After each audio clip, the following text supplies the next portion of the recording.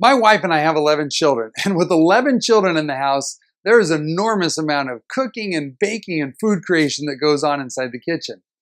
And I've noticed something as I've been in the kitchen working with them and making all kinds of crazy things. I've noticed that sequencing is really, really important. For example, one of the things that we love to make are berry pies. I just absolutely love berry pies. And so we start from scratch, grinding the flour and going right on through the process of baking it out and eating it and enjoying it. And inside of this pie business, there's a whole bunch of ingredients. You've got berries and you've got shortening and you've got flour and you've got sugar and salt. You have all these varying different degrees that are ingredients that go into baking this pie. But if I just gave you the recipe for this pie, just the ingredient list, would that be sufficient? The answer is no. You can't take the berries, blend it up with, the lard and throw some flour in there and put it in the oven and bake it and expect to get a pie out of it. Even with all the right ingredients, there's a very specific sequence of events that needs to happen in order for you to successfully bake the pie. You know what I found out? The same thing holds true for your business. I find so many entrepreneurs and business owners, they've got all the right stuff in shop. They got the right manpower, they've got the resources, they got the right technology, they got the right vendors, they've got the right relationships. And yet in putting all that together, they can't seem to make an extremely profitable business that gives them both time and money to live life and to do things that matter most to them.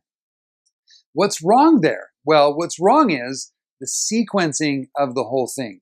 So today I want to walk through one element of sequencing inside of your business that probably is off just a little bit if you're struggling with having enough time and enough money to run your business and to run your life successfully. This is a sequence of 5 basic steps, and it's a sales funnel sequence. And oftentimes people lose out on money because the sequencing is off inside of their offering and their sales funnel. So let's walk through the 5 key elements in the proper order about how you should be marketing yourself and building out your business and structuring your offerings. So the first step is what we're going to call relevant content. Relevant content. And relevant content ends up being really important because relevant content is what the public comes to know you by. In other words, your prospect, your client base, providing relevant content either to referral sources or in general advertising, whatever it is, the information that you share with the world, telling them, hey, I'm in business and this is what I do. The way that you provide that information determines whether or not they have trust in you and they feel like you're an expert and they're willing to open up their home or their businesses to you and they're willing to take their hard-earned money and to pay that money to you. So relevant content ends up being how you advertise, how you talk about yourself, information that's published out there about you, about your services, about your business. The second part of this is what we're going to call a lead magnet, okay? Now, a lead magnet is all about establishing initial trust. People see relevant content, they think, I think I would probably like to work with that firm. Yeah, I could, what they are offering is interesting to me. I need a whole new set of technology in my home. Maybe that's the right group to go with, but I'm not quite sure.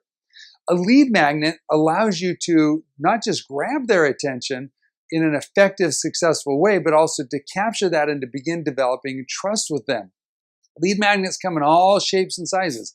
This could be a proposal. This could be a report. This could be educational resources on IoT systems or new technologies that are out there. This could be credibility sources about why they should trust you. This could be testimonials from past clients. This could be a number of different things, but it really should be useful to them and give them some insights and help them to feel smart and help them to feel excited about working with you in a ways that they otherwise wouldn't do. And so lead magnet is the very next step in the process of developing the relationship and maximizing profit flow. The third thing is what I'm going to call an initial offer. An initial offer is simply an entry point. This is like if you think about the romance between human beings, you initially meet somebody wherever it is, you think, I kind of like that person. And then that would progress to getting to know each other more. Who are they? What do they do? This is the lead magnet. And then it's like, okay, let's go on a date. Let's go spend some time together. And that's what the initial offer is really all about.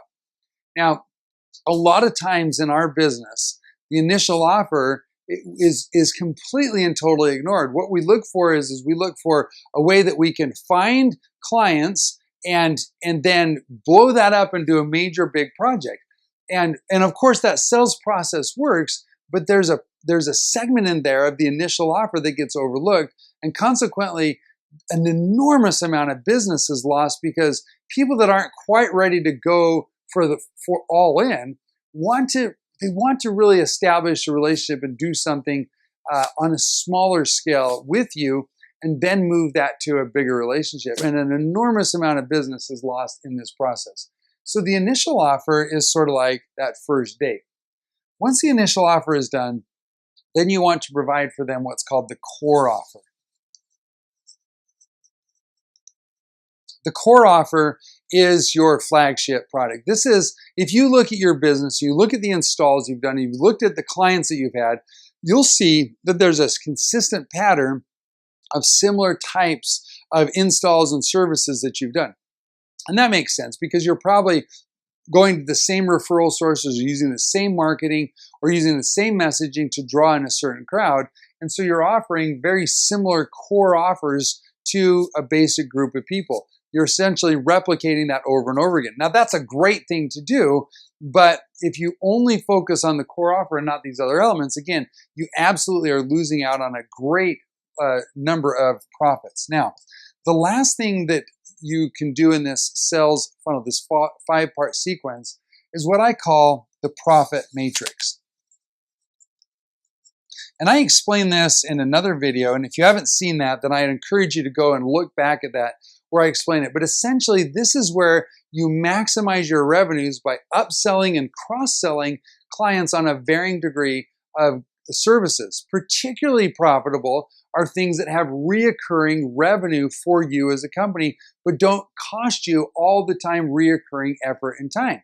And there's a number of different ways to structure this, as I explained in the other video, that allows you to take and have, I call it the endless profit matrix, where you can take that existing client and upsell and cross-sell them and have a great relationship with them for many years to come, providing them a variety of different products and services and installs and upgrades and cross-sells and whatnot in order to do that. Now, this is a basic 5-part funnel. It works in every business that I've ever consulted with, from software firms to mom and pop, local retail stores. Every business in the world has some kind of way that they can structure this. This is the sequencing that allows for maximum profits and maximum return on your investment for the time that you're putting into your business.